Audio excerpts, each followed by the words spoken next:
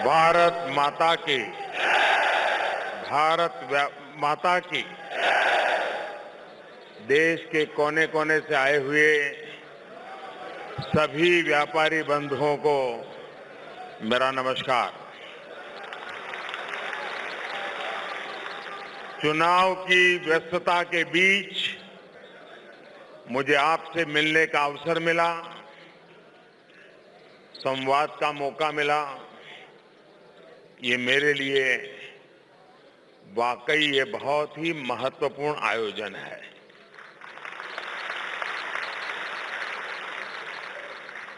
इस समय तकनीक से बगल वाले सभागृह में बैठे हुए लोगों से भी मेरी बात हो रही है और स्वाभाविक है कि आप लोगों के द्वारा भी बात पहुंची होगी। देश भर के करोड़ों व्यापारी भी आज इसको सुनते होंगे। उन सबको भी मेरा नमस्कार। साथियों, सबसे पहले मैं आपका आभार व्यक्त करना चाहता हूं। बीते 5 वर्ष में जिस तरह आपने हर कदम पर मेरा समर्थन किया, देश को आगे बढ़ाने में सहयोग किया, मैं आपका हृदय से बहुत बहुत धन्यवाद करता हूं। साथियों, मैंने पिछले 5 साल में पूरी ईमानदारी से आपके कारोबार और जीवन को सुगम करने की कोशिश की है और इसलिए मैं चाहता हूं आप सभी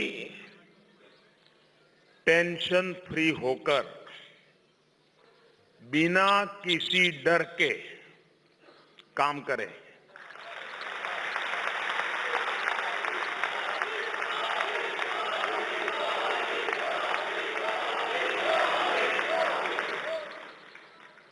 देश की अर्थव्यवस्था में जैसी ईमानदारी बढ़ती जाएगी, पारदर्शिता बढ़ेगी, तो उसकी मजबूती देश के विकास में और मददगार साबित होगी। साथियों, व्यापारियों ने हमेशा देश के बारे में सोचा है, देश की जरूरत के साथ खुद को जोड़ा है। भामाशाह के संबल ने महाराणा प्रताप की ताकत को 2 गुना कर दिया था।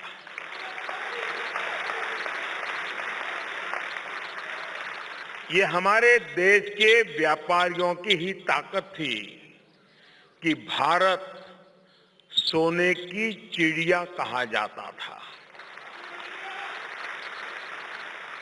भारत के व्यापारियों ने कंबोडिया से लेकर के ईरान तक दुनिया के कोने कोने तक देश की संस्कृति का विस्तार किया था। साथियों, मैं आप सभी व्यापारियों की एक बात से बहुत ही प्रभावित हूं और वो है आपकी मेहनत।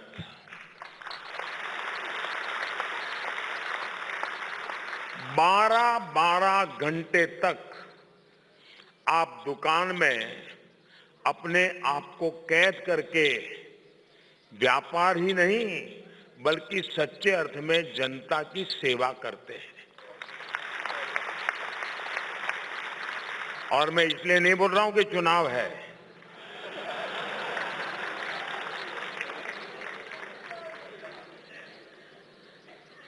मेरा मानना है कि व्यापारी वर्ग एक तरह से सच्चे मौसम विज्ञानी होते हैं।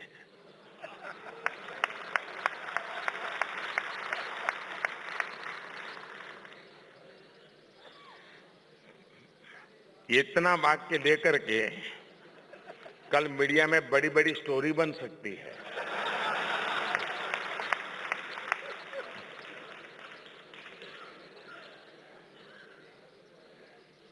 जब मैं मौसम विज्ञानी कहता हूं, मौसम विज्ञानी इसलिए क्योंकि व्यापारी को एडवांस में सब कुछ मालूम होता है।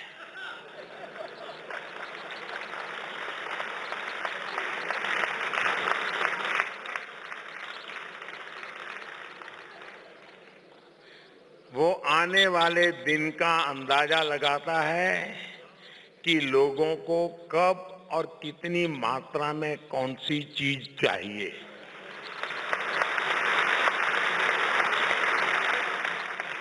जब सर्दी आती है तो सर्दी के आने के पहले ही व्यापारी लोगों के लिए कंबल, रजाई, हीटर, स्वेटर, लकड़ी, कोयला सब तैयार करके रख देता है।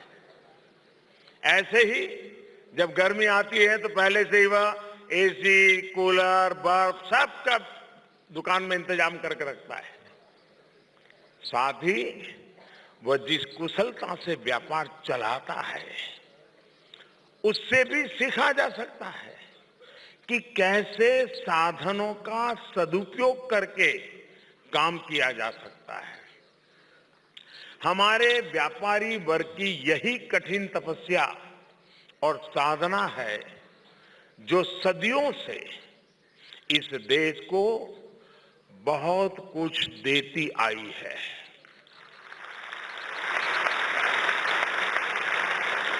लेकिन साथियों, आजादी के बाद से कांग्रेस के शासन में व्यापारियों को लेकर एक धारणा बना दी गई थी कि देश में जो कुछ भी गड़बड़ हो रही है वो सिर्फ व्यापारियों की वजह से हो रही है। कांग्रेस के जमाखोरों ने महंगाई के खेल से फायदा उठाया और तोहमत व्यापारी वर्ग पर मढ़ दी कि महंगाई व्यापारियों की वजह से होती है। ये मैं सही बताता हूं कि नहीं बताता हूं? आपने 70 साल तक यही गालियां खाई है ना।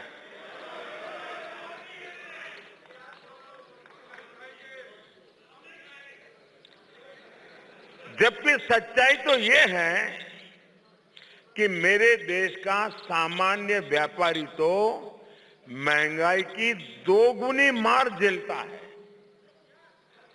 एक तो वो खुद जब अपने घर का बजट बनाता है तो उसे दिक्कत होती है, और दूसरा जब महंगाई की वजह से लोगों के सारे पैसे आवश्यकता की पूर्ति में खर्च हो जाते थे तो कारोबारियों की दुकान में रौनक भी फीकी हो जाती थी।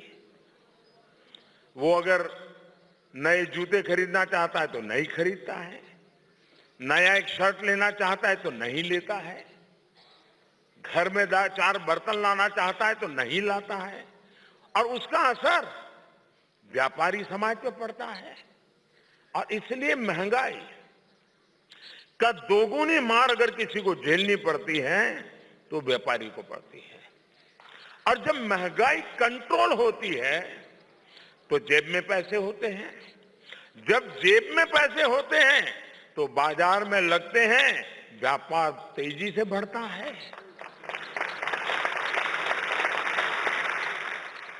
पहले देश में कारोबारियों को जंगल के कानूनों और कानूनों के जंगल दोनों से जूझना पड़ता था। और शायद प्रवीण को याद होगा, जब पिछली बार मुझे 2014 में आप लोगों ने बुलाया था तब तो मैं प्रधानमंत्री नहीं था, उम्मीदवार के रूप में चुनाव लड़ रहा था, और उसके कुछ ही दिन बाद शायद चुनाव होना था, और श्री फोर्ट में शायद मुझे बुलाया था। देश भर से व्यापारी आते, लेकिन संख्या बहुत कम थी, क्योंकि स्वाभाविक है यार, मोदी के कार्यक्रम में जाएंगे और फोटो निकाल देगा कोई और पता नहीं कोई मार देगा तो इनकम टैक्स की रेड पड़ जाएगी। तो आने से लोग डरते डरते लेकिन आए थे, थोड़े बहुत आए थे। लेकिन उस दिन मैंने कहा था, याद होगा शायद आपको, और मैंने पहली बार आप ही के मंच पर एक बात कही थी, और मैंने कहा था कि एक ऐसी सरकार है देश में जो नए नए कानून बनाने का लिए उछलती है कि मैंने ये कानून बनाया, मैंने वो कानून बनाया, मैंने टिकना, ऐसा ऐसा ही आता था ना पहले कि हमारी सरकार ने ये कानून बनाया, यही कहते रहते थे। मैंने कहा मैं आऊंगा तो हर दिन एक कानून खत्म करूंगा।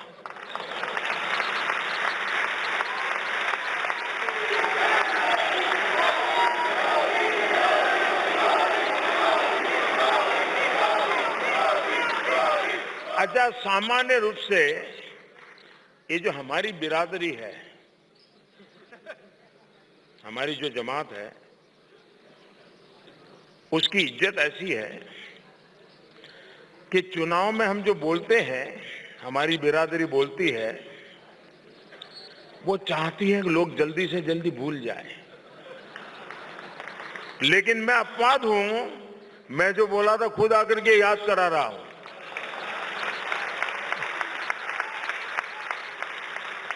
और आपको खुशी होगी, 5 साल में 1500 कानून खत्म किए, 1500।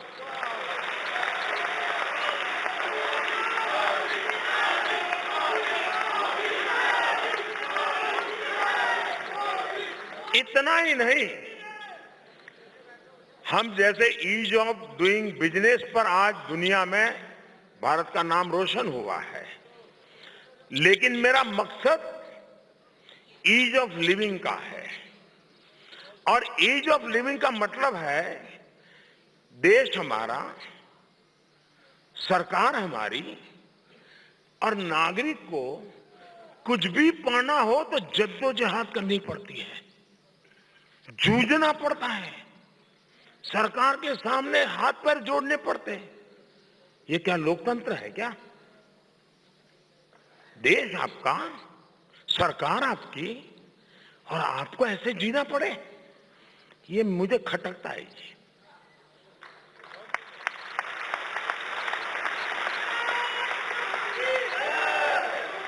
अब आपने देखा हो कि उस दिशा में हम कैसे आगे बढ़ रहे हैं।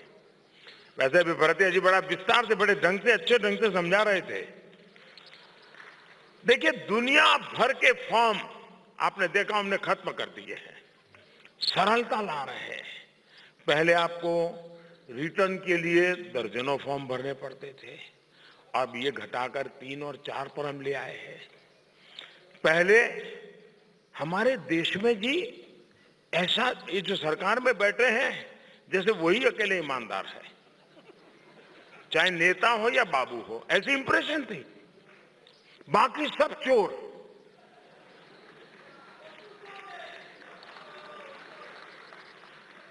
देश ऐसे नहीं चलता है जी। लेकिन ये चोरों का खेल इसलिए रहता है कि इतना स्प्रेड हो जाए ताकि खुद बच जाए। आप मुझे बताइए, किसी बच्चे को स्कूल कॉलेज में एडमिशन लेना है और उसके सर्टिफिकेट को सर्टिफाई करना पड़ता है, तो वो किसी नेता के घर के बाहर बेचारा सुबह 7 बजे कतार में बैठ जाता है, किसी डिस्ट्रिक्ट लेवल के अफसर के यहाँ बैठ जाता है, साहब जरा थप्पा मार दीजिए ना। साहब का तो मुंह देखने को मिलता नहीं, क्यों बैठता है उसका साथीदार, वो बाद में वो भी 2-5 रुपया तो मार ही लेता है।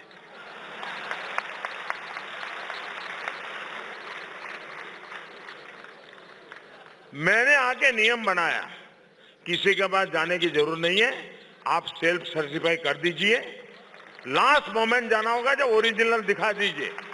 अरे देश के नागरिक पर भरोसा करो भाई। अपने यहां भी, आपके व्यापारियों के लिए भी मैंने सेल्फ सर्टिफिकेशन को मंजूर कर दिया है जी। देखिए, इंसान मान सम्मान उसके जीवन में बहुत बड़ी चीज होती है। अब आप देखिए, कभी कभी को लोग कहते हैं, आप देखिए कितना ही बड़ा धनी व्यक्ति हो, उसके घर में किचन में काम करने वाले 50 लोग हो, जो चाहे दुनिया की वैरायटी बना करके उसको खिला सकते हो, पैसे हो, लेकिन किसी परिचित के यहाँ शादी हो और उसको निमंत्रण न मिले, खाने के लिए कोई न बुलाए, तो उसका नींद उड़ जाती कि नहीं? उसके घर में खाना नहीं है, ऐसा नहीं है, सवाल इज्जत का होता है।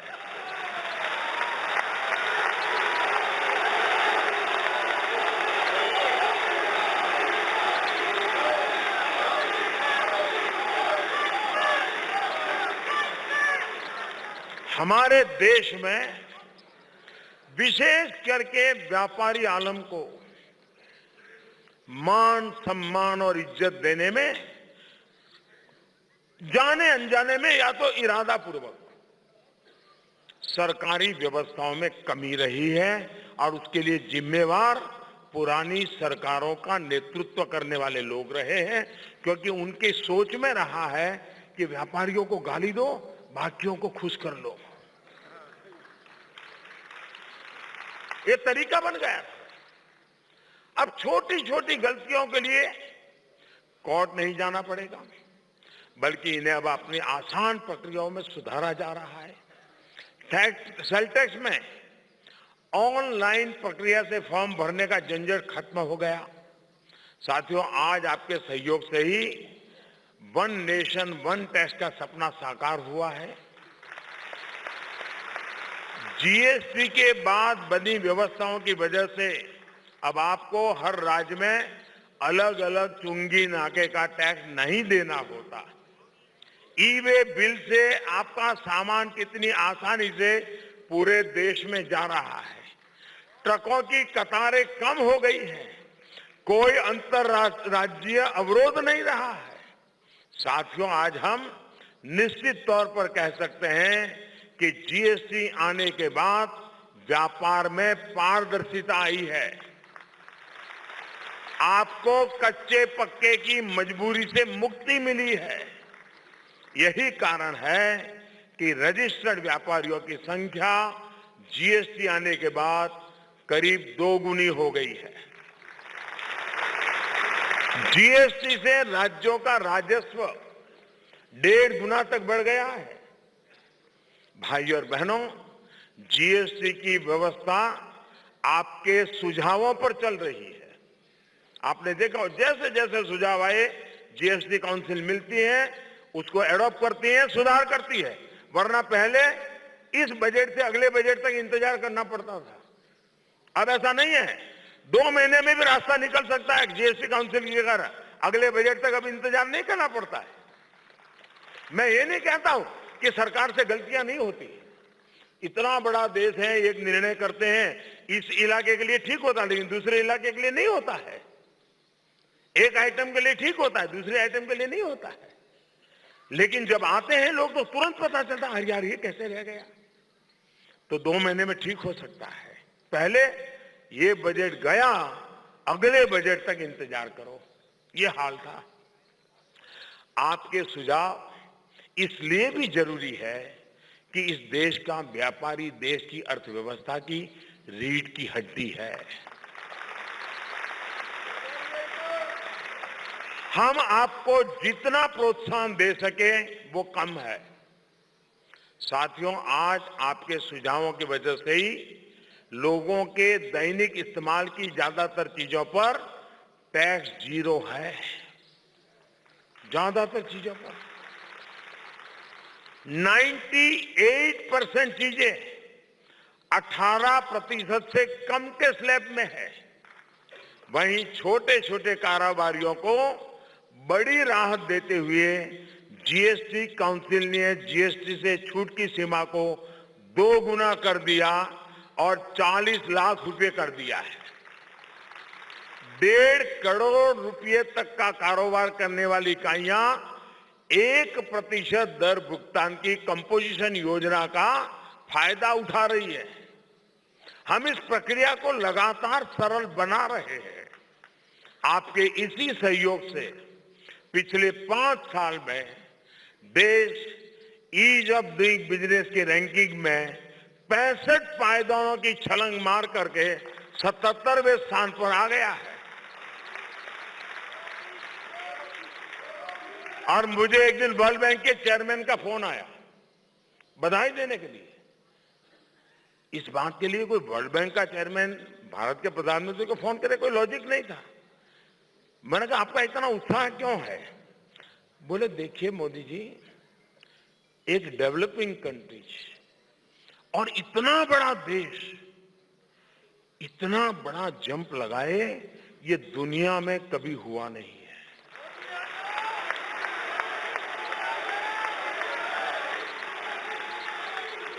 और मैं यहां रुकने वाला नहीं हूं।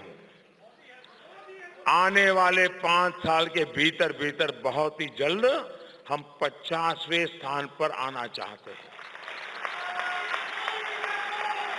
और ऐसे में मेरे छोटे कारोबारियों के लिए व्यापार को आसान कर हम अपने लक्ष्य की तरफ तेजी से बढ़ रहे हैं।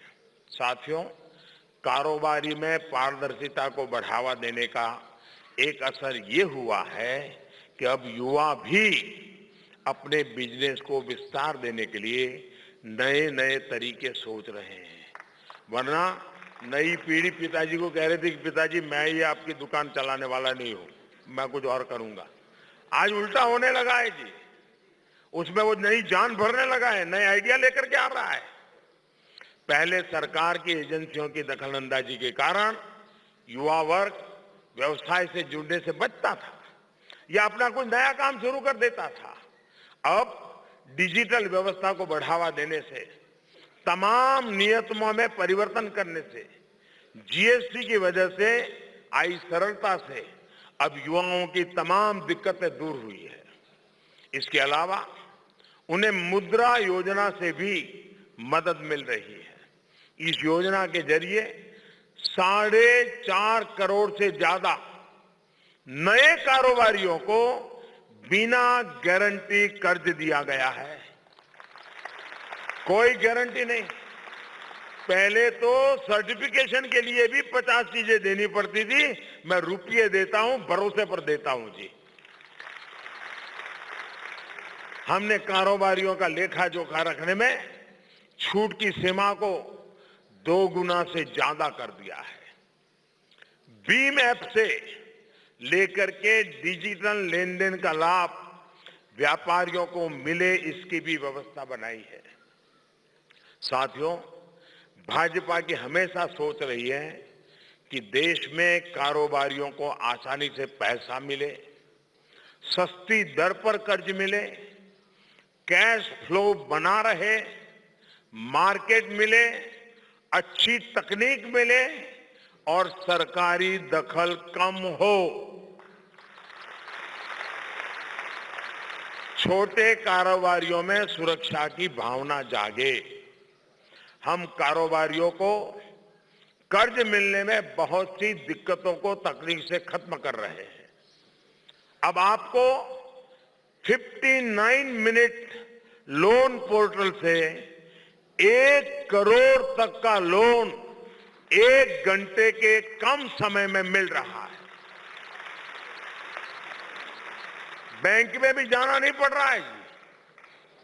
यानी जितनी देर में लोग अपने घर से बैंक जाने के बारे में सोचते थे और बैंक पहुंचते थे, उतनी देर में लोन मंजूर हो रहा है। एमएसएमई सेक्टर में जीएसटी से जुड़े कारोबारी को लोन के ब्याज में छूट से लेकर निर्यात तक की मदद की जा रही है। व्यापारियों के पैसे न फंसे, इसके लिए व्यवस्था की गई है। इस सेक्टर को बाजार मिल सके, इसके लिए सरकारी कंपनियों की खरीदारी की बाध्यता को बढ़ाया गया है। एमएसएमई सेक्टर को बढ़ावा देने के लिए सरकार ने स्पेशल पैकेज दिया है। लोन गारंटी स्कीम के तहत 19,000 करोड़ के लोन दिए गए हैं। इसी सोच को हम अगले 5 साल में विस्तार देंगे। 2024 तक हम इस आंकड़े को 1 लाख करोड़ तक ले जाने का संकल्प कर चुके हैं। इसी तरह देश में 150 ऐसे तकनीकी सेंटर बनाए जाएंगे। एक कौशल तो देंगे ही, आदर्श एमएसएमई भी तैयार करेंगे।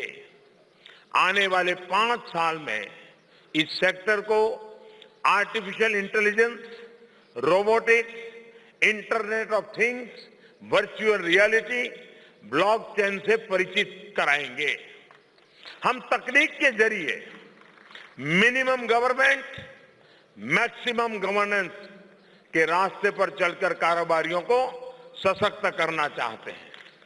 साथियों, हमारे देश में इंस्पेक्टर राज जो आम बात हो गई थी, उसे काफी हद तक बदलने में हम सफलता हासिल हुई है। इंस्पेक्टर राज को खत्म कर अब इंस्पेक्टर को कहां जाना है, इसका निर्णय सिर्फ कंप्यूटराइज्ड रैंडम अलॉटमेंट से हो रहा है। इसी तरीके से इनकम टैक्स असेसमेंट के तरीके में भी बदलाव लाया जा रहा है। 70 साल से असेसमेंट की जो व्यवस्था चली आ रही थी, उसे बदलने का बीड़ा भी अब भारतीय जनता पार्टी के नेतृत्व वाली सरकार ने उठाया है। अब इनकम टैक्स असेसमेंट की पूरी व्यवस्था बिना किसी ह्यूमन इंटरफेस से की जा रही है। किसी अफसर से आपका कोई चेहरा ही देखने को नहीं मिलेगा। इसका मतलब अधिकारी को पता ही नहीं होगा कि वो किसका असेसमेंट कर रहा है। वो चाहकर के भी आपसे सीधे संपर्क नहीं कर सकेगा।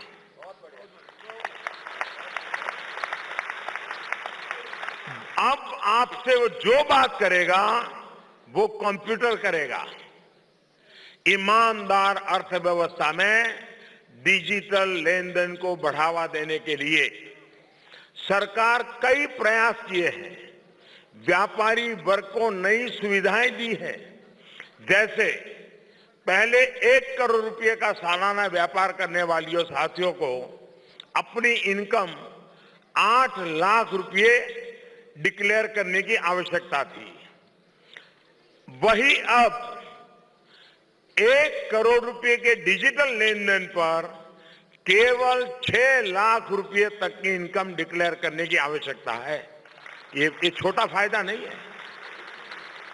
डिजिटल को बढ़ावा देने के लिए ये व्यवस्था है। आप ये जानते ही हैं कि हमने 5 लाख रुपया तक की इनकम पर टैक्स पहले ही 0 कर दिया है। तो अगर आप 1 लाख रुपए की किसी बचत योजना में निवेश कर दे तो इसका मतलब है कि लगभग 1 करोड़ रुपए तक का व्यापार करने वाले हमारे भाई और बहनों को कोई भी इनकम टैक्स देने की जरूरत नहीं पड़ेगी। यही अपने आप में एक बहुत बड़ा इंसेंटिव है जो लोगों को व्यापार और डिजिटल लेन देन के लिए प्रोत्साहित कर रहा है।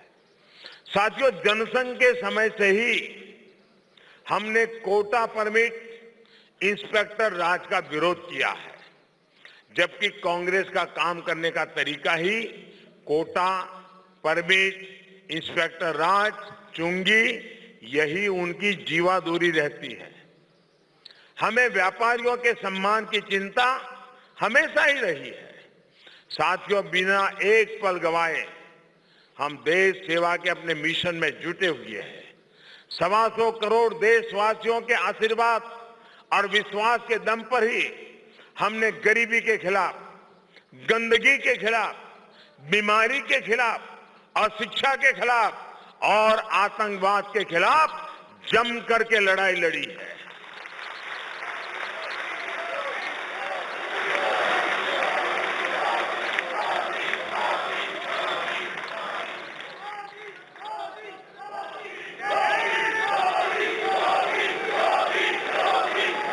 हमारे इन्हीं प्रयासों का नतीजा है कि इन सभी लड़ाइयों में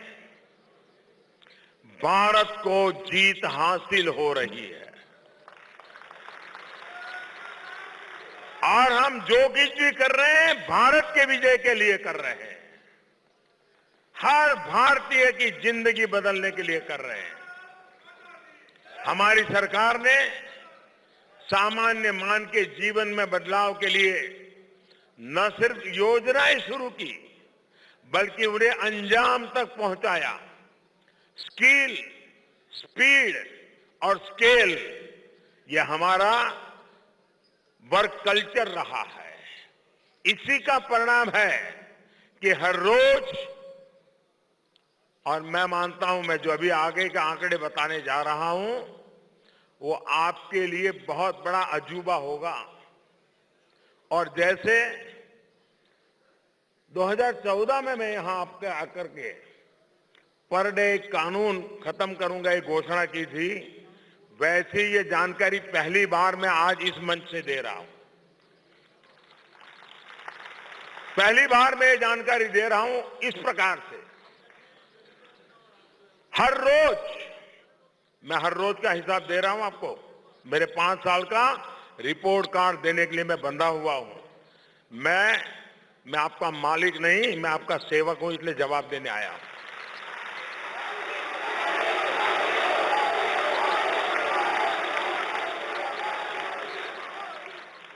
डेली, हर रोज प्रधानमंत्री उज्ज्वला योजना के तहत लगभग 70,000 माताओं को मुफ्त गैस कनेक्शन मिल रहा है।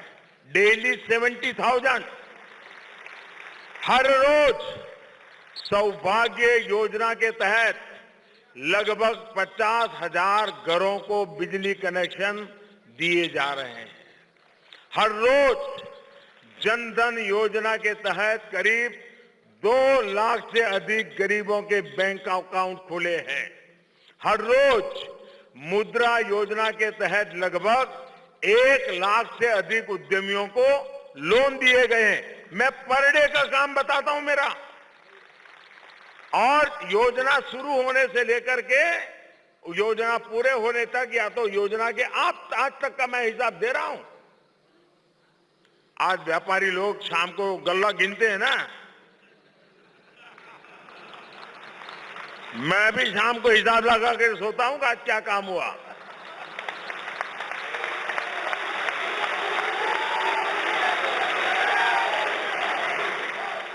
आप खुद के लिए हिसाब लगाते होंगे, मैं देश के लिए हिसाब लगाता रहता हूं। हर रोज प्रधानमंत्री आवास योजना के तहत 11,000 से अधिक घर बन रहे हैं और उसकी चाबी गरीब को सौंपी जा रही है। हर रोज स्वच्छ भारत मिशन के तहत 60,000 से अधिक शौचालयों का निर्माण हो रहा है। हर रोज करीब 1,30,000 किसानों को सॉइल हेल्थ कार्ड दिए गए हैं। हर रोज आयुष्मान भारत योजना के तहत 9,000 से अधिक लोगों का मुफ्त इलाज हो रहा है।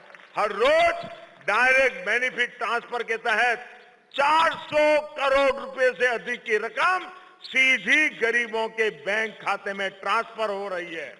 हर रोज प्रधानमंत्री सुरक्षा बीमा योजना से करीब करीब 1,05,000 लोगों को लाभ मिल रहा है। और जब इस स्पीड और स्केल से विकास के काम होते हैं तो उसका नेचुरल बेनिफिशियरी कौन होता है? हमारा व्यापारी होता है। 400 करोड़ रुपए डेली जाते होंगे तो रुपये कहां जाते होंगे? आखिर व्यापारी की दुकान तक पहुंचते। भाइयों साथियों, मुझे प्रसन्नता है कि आप सभी हमारे साथ हमेशा खड़े रहे हैं, हमारा साथ दिया है। हमें पता है कि आपके साथ के बिना न्यू इंडिया के सपने को पूरा नहीं किया जा सकता है। इस देश के आप करोड़ों व्यापारी हैं जो देश के करीब 30-40 करोड़ लोगों को रोजगार देते हैं। देश की जीडीपी ग्रोथ में आपका बहुत बड़ा हिस्सा है। साथियों, देश को दुनिया की 6ठी सबसे बड़ी अर्थव्यवस्था बनाने में भी आपका योगदान है। अगर देश को 5 ट्रिलियन और बाद में 10 ट्रिलियन डॉलर इकोनॉमी बनाना है तो आपके बिना ये संभव नहीं है। मैं आपको देश के विकास का सबसे बड़ा स्टेक होल्डर मानता हूं। साथियों, दूसरी पार्टियां आपको कुछ खास अवसरों पर ही याद करती हैं, जबकि हमारे लिए आप देश की मजबूत ताकत है। कांग्रेस के नामदारों को अपने अलावा कुछ दिखाई नहीं देता है, वरना गांधी जी जो खुद को गर्व से बनिया कहते थे, उसी कांग्रेस ने नामदार व्यापारी समाज को गाली देते हैं, सारे बिजनेसमैन को चोर कहते हैं। आज की कांग्रेस को न इतिहास का पता है, न ही जमीनी हकीकतों का अंदाज है। कांग्रेस के नामदारों को देश के निर्माण में व्यापारी समूह के योगदान का पता तक नहीं है। कुछ नहीं तो हर शहर में बनी धर्मशाला, अस्पताल, स्कूल, जरा उसके बोर्ड जाकर के देख लीजिए, उस पर किसी न किसी व्यापारी का नाम लिखा हुआ है।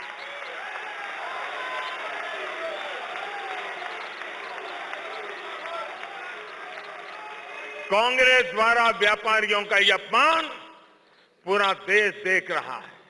देश ये भी देख रहा है कि हम व्यापारियों के हित के लिए किस तरह जुटे हुए हैं।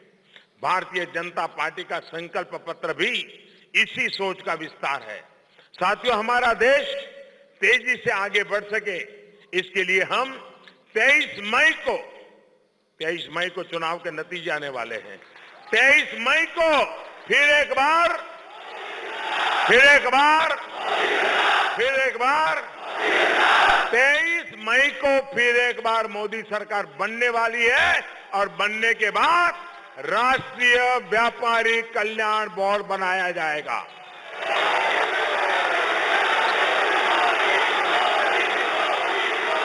ये बोर्ड एक परमानेंट व्यवस्था होगी जो व्यापार और सरकार के बीच, व्यापारी और सरकार के बीच व्यवस्थित संवाद का मैकेनिज्म खड़ा करेगी। इसके जरिए हम आपसे लगातार जुड़े रहेंगे, आप विकास प्रक्रिया के बड़े हिस्सेदार बनेंगे। हमारी सरकार हमेशा से ही व्यापारियों की सलाह पर ही उनके लिए कानून बनाती है। नए बोर्ड के जरिए इस व्यवस्था को और मजबूत किया जाएगा। साथियों, भाजपा खुदरा कारोबार को बढ़ाने के लिए राष्ट्रीय खुदरा व्यापार नीति भी बनाएगी। हम जीएसटी के तहत रजिस्टर्ड सभी व्यापारियों को, जीएसटी के तहत रजिस्टर्ड सभी व्यापारियों को 10 लाख रुपए का दुर्घटना बीमा उपलब्ध कराएंगे।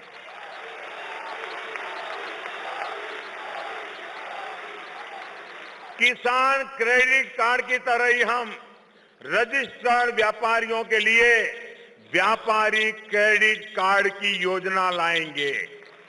हम छोटे दुकानदारों के पेंशन की योजना ला रहे हैं, और मुझे खुशी है कि आप सबको ये घोषणाएं सबसे ज्यादा पसंद आई हैं। साथियों, 70 साल तक इस बात की तरफ किसी ने ध्यान ही नहीं दिया कि व्यापारी वर्ग या उनकी सुविधाओं के लिए कौन सा विभाग जिम्मेदार होगा। अब हमने ट्रेडर वर्ग की जरूरतों को ध्यान में रखते हुए कॉमर्स और इंडस्ट्री मंत्रालय के अंदर department for promotion of industries and internal trade को ये जिम्मेदारी सौंपी है। भाई और बहनों, भाजपा की नई सरकार युवाओं को कारोबारी बनाने के लिए, उनमें उद्यमशीलता को बढ़ाने के लिए स्टार्टअप सेक्टर में 20,000 करोड़ रुपए इन्वेस्ट करेगी। 50 लाख रुपए तक का लोन बिना किसी कोलेटरल सिक्योरिटी के लिए देने की नई योजना लाएंगे। देश भर में 2024 तक 50,000 स्टार्टअप स्थापित कराएंगे। इन्हें ताकत देने के लिए शहरी स्थानीय निकायों में सैकड़ों नए इनोवेशन जोन, इंक्यूबेटर्स और एक्सेलरेटर बनाए जाएंगे। कारोबारियों को पैसे और ऑर्गेनाइजेशन में इतना मजबूत करेंगे जिससे वो एक्सपोर्ट सेक्टर में अपनी छाप छोड़ सकेंगे। हम ब्रांड इंडिया को मजबूत करेंगे। साथियों, मैं आपको विश्वास दिलाता हूं कि आपका ये चौकीदार देश को समृद्ध और शक्तिशाली बनाने के लिए आपके साथ कंधे से कंधा मिलाकर चलता रहेगा। आप सभी व्यापारी भाई बहन इतनी विशाल संख्या में यहां मुझे आशीर्वाद देने के लिए आए, इसके लिए मैं आपका बहुत बहुत आभारी हूं। भारत माता की, भारत माता की, भारत माता की बहुत बहुत धन्यवाद।